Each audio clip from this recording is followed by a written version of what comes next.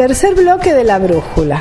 Es el turno del Frente Amplio por la Soberanía, encabezada por Alejandro Merindol como candidato a primer concejal, seguidos por Romina Salay y Néstor Alfonso, y en esta oportunidad acompañado por Mario Oroz, quien es uno de los candidatos a concejal suplentes. ¿Qué tal? Muy buenos días. Bueno, recta final, faltan muy pocos días, el 19 de junio se van a llevar a cabo las elecciones ya definitivas para ocupar las 3 bancas en el Consejo Municipal de nuestra localidad. Bueno, ¿cómo están trabajando esta etapa final y qué balance se puede realizar?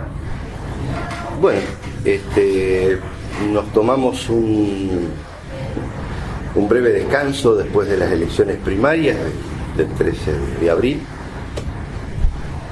porque lógicamente hoy las campañas son intensas, son costosas según con los elementos que se utilicen, y bueno, no podemos estar desde abril a junio en forma permanente porque no hay cuerpo que lo aguante, sencillamente, digamos. Sí, en esta etapa de profundización nos encontramos con que hay un gran desconocimiento en el público en general de las elecciones en líneas generales. O sea, esto es lo que confirma por qué con tan baja asistencia fue la elección del 13 de abril. Creo que sumado hay una situación de enojo generalizado por una situación en general en la cual estamos inmersos todos los argentinos y los carcarañenses en particular. Entonces, la difícil situación, el desconocimiento, la falta de información, insisto, los partidos políticos frenaron después del 13, tuvimos elecciones en Capital Federal, entonces bueno, es retomar en los últimos días, en un mes difícil, porque los días son cortos, porque hace mucho frío. Tenemos un par de compañeros en cama, sí. Entonces no dejamos de ser personas comunes que después de sus horarios de trabajo o en sus horarios de trabajo, tal en el caso de Mario, uno se va haciendo de tiempo para salir, para poder tener ese ida y vuelta con el vecino, para hacer un poco de docencia. Nosotros muchas veces planteamos que más allá de la decisión final del vecino, es importante que el político esté explicándole a la gente cómo se vota, qué es lo que se vota, las funciones que tiene un concejal, porque bueno, siempre hay un factor de engaño en esto de colgarse un poco de las esferas superiores, ya sea el intendente, el gobernador o el presidente, y decir, yo soy el representante de, entonces buscar nacionalizar o provincializar la elección, hablando de cualquier cosa menos de lo que deberíamos hablar, que es para qué estamos preparados y qué es lo que queremos ofrecerle al vecino nosotros como vecinos y candidatos a concejales. Entonces, Ale, ¿para qué están preparados? Nosotros estamos preparados para eso, para trabajar con el vecino de Carcarañá a partir de los proyectos que surjan en esta cosa tan bonita que es detenerse a pensar la ciudad que tenemos y la ciudad que queremos. A ver, tener una visión de futuro. ¿Cuál es esa visión de futuro? Tiene que ver hacia adelante, participar, ver en otras localidades qué es lo que se está haciendo, claro. Tomar ejemplos, pensar con el vecino la problemática que tiene y darle algunas herramientas para que puedan sortear esos problemas que tiene. Claro, en esa visión forma de ordenanzas. Claro. En esa visión de futuro, en ese Carcarañá que buscamos de 10, 15 años, 20 años, que lo vengo persiguiendo también en las preguntas a los demás candidatos y cuando fueron precandidatos también, ¿cómo se puede comenzar a trabajar? Hacemos una línea de lo que fue y arrancamos de vuelta en estos 4 años en caso de que llegues y bueno, tenés tu equipo acá que te va a acompañar, pensar en la Carcarañá del futuro. ¿Qué proyectos, qué ideas se pueden comenzar a trabajar ahora para discutir y dejarle a las futuras generaciones algo a través del orden. A ver, nosotros vemos desde nuestro lugar, desde nuestro grupo, que tenés las urgencias, que son las situaciones las inmediatas, que son las que entristecen, las que le quitan ganas y esperanza al vecino, y eso lo tenés que tratar de abordar rápidamente. Lo planteaba, creo que en un medio colega hace días atrás. Nosotros vemos en las épocas, en los años electorales, que empiezan a bajar los embajadores de distintos lugares, ya sea provincia, nación, el senador entregando partidas de dinero para las instituciones. Y no digo que esté mal. Yo creo que en Carcarañá han ingresado más de 200 millones tal vez en este último tiempo. Pero lo que lamentablemente veo es que vamos perdiendo, por otro lado, muchas cosas que son las cosas de todos los días, que le cambian el humor y la vida a la gente. Y lo voy a graficar con un ejemplo. Hace un año que Carcarañá perdió su transporte público para ir a Casilda. ¿Está? Teníamos estudiantes, teníamos personas con enfermedades, teníamos personas que van a visitar enfermos al hospital de Casilda, personas que van a hacer trámites, ya sea ANSES, ya sea AFIP. Que tenemos, porque esa gente, las obligaciones quedaron. Entonces digo, a veces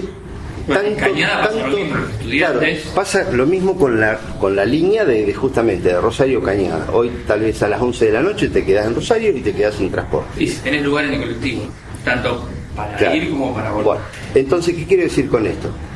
Estamos gestionando para poder modificar el presente de tal o cual institución, que sabemos que no la modificamos de plano, pero dejamos de lado el otro trabajo, que es la gestión permanente que tenemos que hacer ahí sí, como consejo, en conjunto, buscando funcionarios, en este caso de la provincia, que den la cara y que expliquen.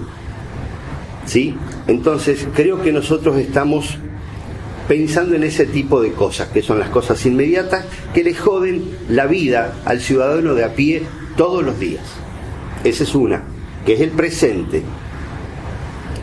Después sí, la otra función es esto que decía Mario recién, que pensemos Carcarañá un poquito hacia adelante, porque tampoco podemos estar accionando detrás de las situaciones que se dan. Alguna vez nos tenemos que adelantar. Entonces, ¿qué desarrollo industrial tiene que tener la ciudad? Porque no lo tenemos.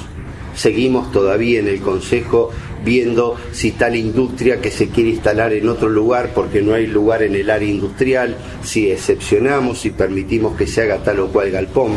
Entonces, vuelvo a lo mismo, entregamos dinero en estas épocas, pero nadie gestiona para que el espejo del área industrial crezca y la ciudad se desarrolle a partir del trabajo genuino, como se dice siempre.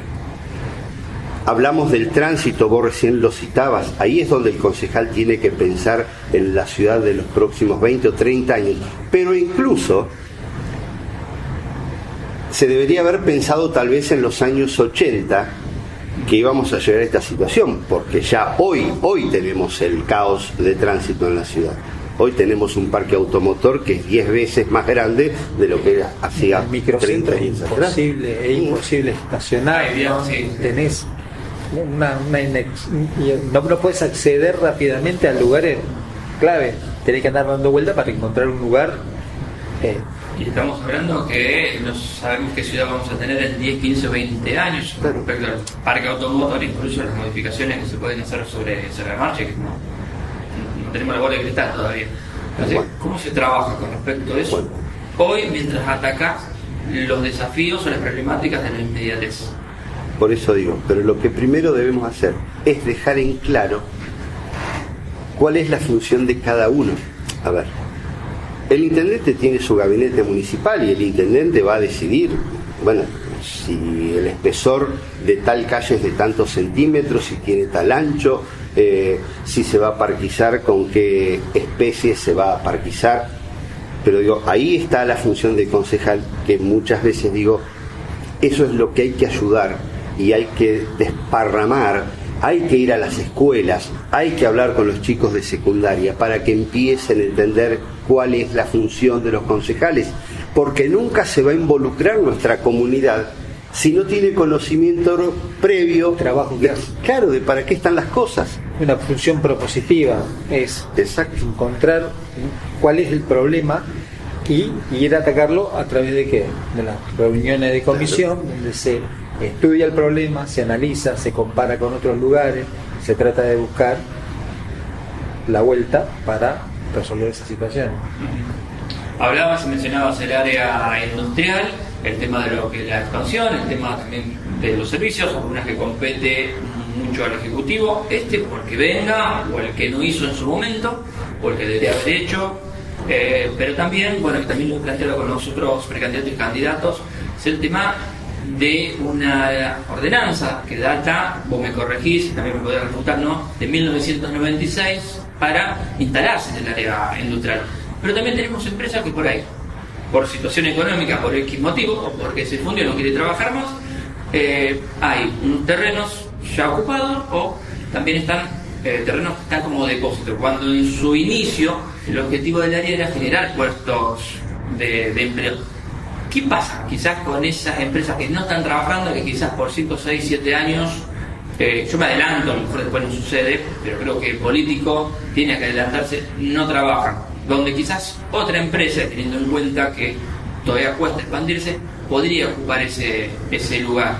Hay un proyecto de ordenanza en el cual se puede venir a ocupar ese mismo terreno, se tiene que vender. ¿Qué pasa con esos pequeños temas, con terrenos como depósitos y empresas que por ahí no piensan trabajar? A lo mejor no van a trabajar y nadie se le acercó a preguntar, por ejemplo. ¿Qué pasa con todo eso? Sé que es un tema y alguna vez lo hablamos. Sí, a ver, yo creo que la ordenanza, más allá que tiene ya sus buenos años, es una ordenanza que fue concebida pensándose en esos aspectos. ¿Cuál era la intención de esa ordenanza? Y lógicamente del desarrollo industrial de aquellos años, era que no se diera una especulación financiera para decir, bueno, yo compro un terreno y lo tengo y dentro de 20, 30 años lo puedo llegar a mejor vender. Lo que pasa que yo creo que, más allá de lo que establece la letra, que en realidad en la ordenanza está establecido, ¿sí?, porque establece plazos de construcción, de desarrollo, también está cuando el poder político de turno no es él el que está poniendo el foco en el desarrollo inmobiliario y quedarse con la plata de ese terreno. ¿Por qué? Porque está angustiado, porque tiene que pagar sueldo, porque quiere hacer, no sé, otra obra. Entonces, y bueno, sí, yo le vendo el terreno y ya está. A ver, ha habido momentos en Carcarañá, históricamente siempre se hizo, donde, bueno, primero, el empresario tiene que mostrar el deseo firme, tiene que llevar el desarrollo, o sea, la empresa que pretende desarrollar, eso se evalúa y a partir de ahí, bueno, sí, se establecen los plazos donde se le pide, en este caso al empresario, la mano de obra, lógicamente, más allá de los avances tecnológicos que a veces afectan más o menos, pero que se tenga en cuenta la mano de obra de la ciudad. Pero el problema que hoy tenemos, yo creo que el área industrial puede haber algunos terrenos en lo cual se pueda plantear esto que vos decís, que puede ser alguna especulación, pero en líneas generales... Hablemos sin saber y también... No, pero es sencillo. Hay que hacer un relevamiento y sí, en 15 minutos se sabe cuáles son aquellas empresas que compraron algún terreno, levantaron un galpón y quedó cerrado, pero no son la mayoría. El problema es que el área industrial quedó chica. Es chica. Pero con 2 o 3 terrenos tenés 2 o 3 empresas que pueden favorecer. Sí. Ahora, el Consejo Municipal en el año 2022 pudo destrabar una franja del terreno que iba a ser la cuña ferroviaria cuando se pensó el área industrial en aquel momento. Esto me lo decía un exfuncionario municipal, que se pensaba que era una buena idea que el ferrocarril tuviese algún desvío, pensando que podía llegar a instalarse alguna cerealera, alguna aceitera de peso que necesitara transportar. Y bueno, eso pasaron los años, más de 30 años, quedó en la nada, entonces destrabamos desde el Consejo Municipal, mediante una ordenanza, esa franja que le permitió a la Municipalidad en el año 2022 vender un terreno a una importante empresa de la zona. Y quedan 2 terrenos más. Ahora, después de eso no queda más. Entonces digo, el área industrial creo que es el mejor ejemplo que podemos tener de lo que es la sana continuidad de los gobiernos. Tuvimos un gobierno que la compró, después otros gobiernos fueron dotándola de servicios, de gas, de energía, desarrollarla en sí, ofrecerla, pero bueno, hoy ha quedado chica, hoy ya prácticamente no hay más lugar. Entonces, cuando estamos hablando del futuro de la ciudad a los 20 o a los 30 años, ahí es donde pongo el acento para decir, bueno, las personas que tanta influencia, que tanta llegada tienen a las esferas superiores de gobiernos, ¿por qué no empiezan a gestionar para que el área industrial crezca? Porque lógicamente sabemos hasta a quién hay que ir a comprárselo, porque sabemos quién es el vecino que está al lado. Lo mismo creo que lo decía vos, no, lo decía en otro medio, sobre el tema de los servicios esenciales de Carcarañá, como es el agua potable. O sea, hoy tenemos una red de agua que está obsoleta. Tenemos un tanque de agua que se iba a hacer, que el intendente le dieron la plata, que después la devolvió, y los carcarañenses seguimos teniendo gravísimos problemas de cantidad y de calidad, porque hay caños maestros de agua que son de abesto cemento. Hace décadas que se habla y que se dice que los abestos son cancerígenos, pero la cooperativa hoy tal vez no lo puede hacer. Ahora, ¿quién es el político de llegada a las esferas superiores que gestione créditos a largo plazo para eso?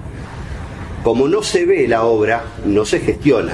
Es más gracioso, es más amable, es más simpático poder entregarle en mano a una institución 5, 10, 15, 20 millones de pesos. Entonces, los problemas de todos los carcarañenses, no hay resolución. Tenemos resoluciones temporales electorales.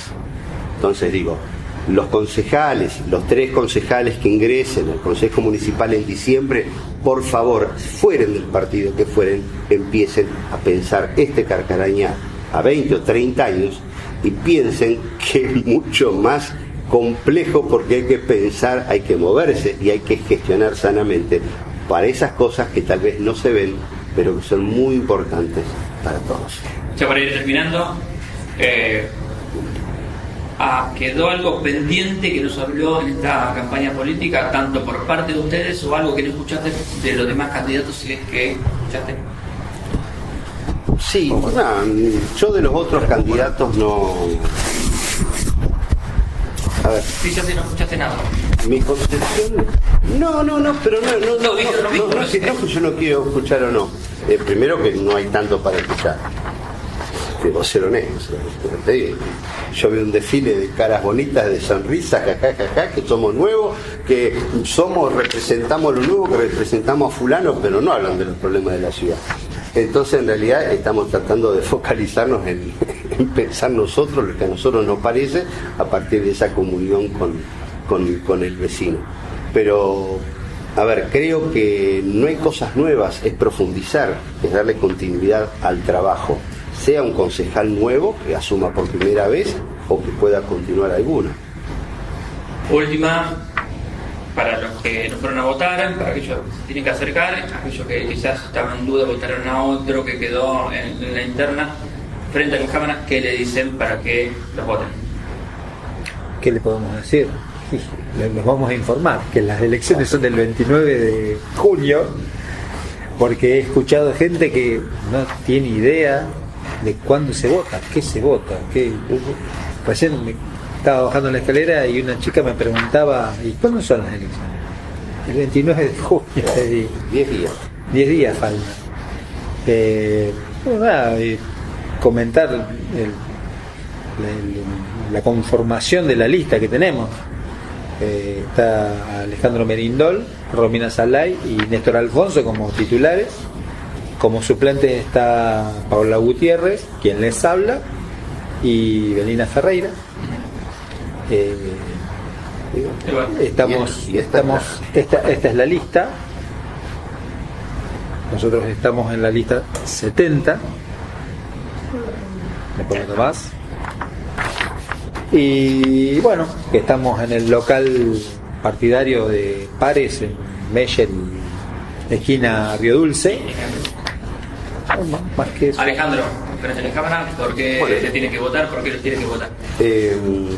A ver, creo que ¿por qué nos tienen que votar a nosotros? Creo que es un ejercicio que hará la gente en estos últimos días, donde podrá analizar a partir de lo que ha escuchado, lógicamente, porque uno vota a un candidato no por una cuestión de credibilidad de lo que ese candidato puede o no decir.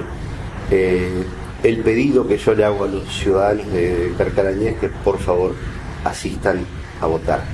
Esto es mucho más que votar a cualquiera. Tenemos que tratar de mejorar el porcentaje que se hizo en abril. Yo entiendo y comparto el enojo, porque nosotros también somos ciudadanos comunes, no vivimos en ninguna esfera de cristal y padecemos los mismos problemas, los mismos inconvenientes que tenemos todos. Pero hay que ir a votar. La democracia está mucho más encima de un buen o de un mal candidato. Asistamos a votar el domingo 29, y si la gente tuvo la posibilidad de pensar, de analizar, de escuchar, no tiene que dudar mucho en cuanto a su voto. Muchísimas gracias. Gracias. Muy bien, terminamos por hoy esta exposición de las listas que en poco tiempo serán parte de quienes decidan y dirijan los destinos de nuestra ciudad. Agradecemos nuevamente a Claudio Páez en la parte periodística y en las entrevistas, y a Sofía Cháchara en cámaras. Nos encontraremos la próxima semana en una nueva entrega de La Brújula.